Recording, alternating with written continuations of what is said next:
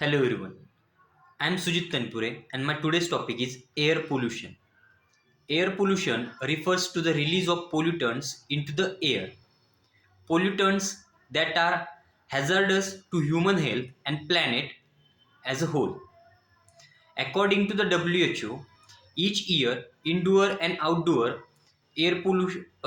pollution is responsible for nearly 7 million deaths around the globe.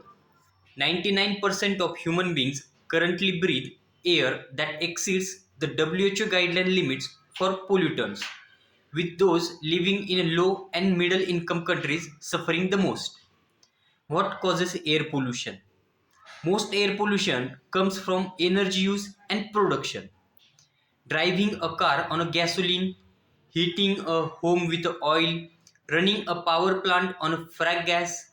In each case, a fossil fuel is burned and harmful chemicals and gases are released into the air. Then we will see what is the effects of air pollution. Air pollution is now the world's fourth largest risk factor for early death according to the 2020 State of Global Air Reports, which summarizes the latest scientific understanding of air pollution around the world. 4.5 million deaths were linked to the outdoor air pollution exposure in 2019, and another 2.2 million deaths were caused by indoor air pollution.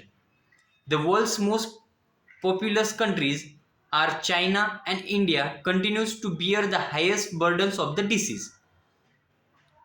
Despite improvements in reducing global average mortality rates from air pollution, these reports also serve as a sobering reminder that the climate crisis threatens to worsen air pollution problems significantly.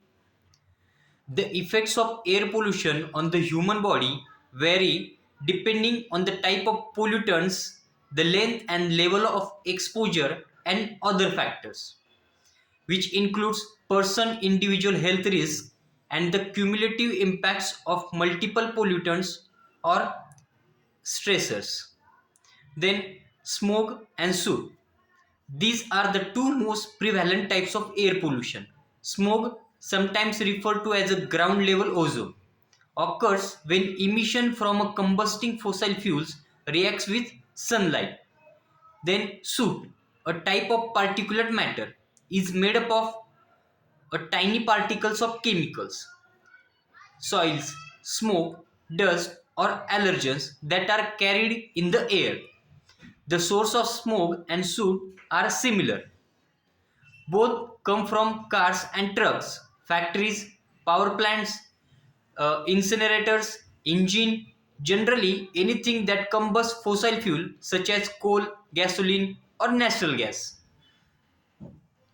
Smoke can irritate the eyes and throat and also damage the lungs, especially those of children, senior citizens, and people who work or exercise outdoor. Then, hazardous air pollutants. A number of pollutants pose severe health risks and can sometimes be fatal, even in small amounts.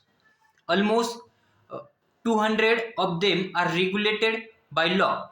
Some of the most common are mercury, lead, dioxins, and benzenes. Then another category of toxic compounds includes polycyclic aromatic hydrocarbons, are byproducts of traffic exhaust and wildfire smoke.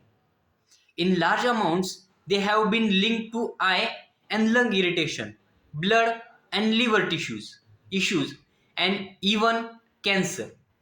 In one study, the children of the mothers exposed to these gases during pregnancy show slower brain processing speeds and more pronounced symptoms of ADHD. Then, greenhouse gases.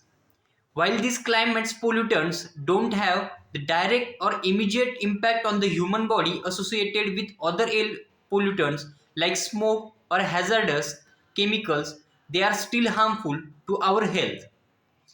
By trapping the Earth's heat in the atmosphere, greenhouse gases lead to warmer temperature, which in turn lead to the hallmarks of climate change: rising sea levels, more extreme weather, heat related deaths, and the increased transmission of infectious diseases.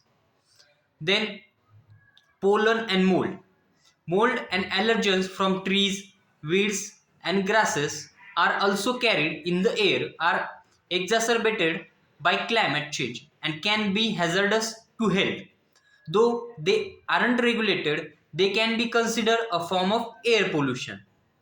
Then, uh, then we will see what thing should be done to avoid or control the air pollution. Um the less gasoline we burn, the better we are doing to reduce air pollution, and the harmful effects of climate change can be reduced. When you when you can ride a bike, walk, or take public transportation.